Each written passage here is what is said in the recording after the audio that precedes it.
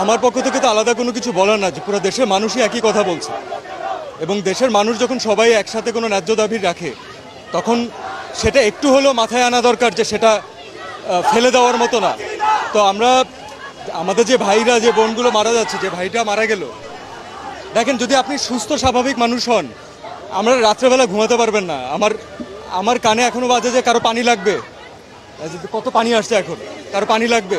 তো এটা যতদিন মাথায় থাকবে ততদিন পর্যন্ত আমরা শান্তিতে ঘুমাতে পারবো না।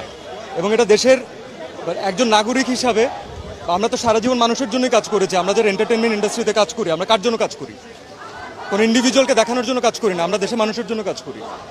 তো আজকে তাদের যে ছাত্ররা, যারা ইয়াংরা, যারা হচ্ছে আমাদের মেইন অডিয়েন্স, যাদের আমাদেরকে প্রয়োজন, আমরা যদি তাদের সাথে না দাঁড়াতে পারি তাহলে আসলে কেন কাজ করলাম? এর থেকে কাজ না করা ভালো, অন্য কোনো কিছু করা বেটার।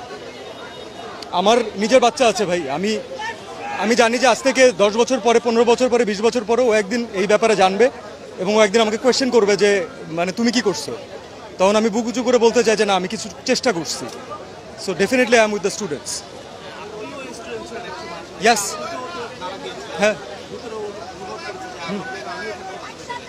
আপনি নিজেরটা বলেন, আপনার কোনো ক্লাসমেটের সাথে এমন হলে আপনি নিজে থাকতে পারতেন বাসায়? কখনো পারতেন না, এটা থাকা সম্ভব না। এবং এই বাচ্চাগুলো কোনো অনৈতিক দাবি রাখে নাই যে তাদেরকে এভাবে করে প্রাণ হারাইতে হবে। এক একজন বাবা মার আহাজারি, এটা যার যায় সে বুঝে ভাই।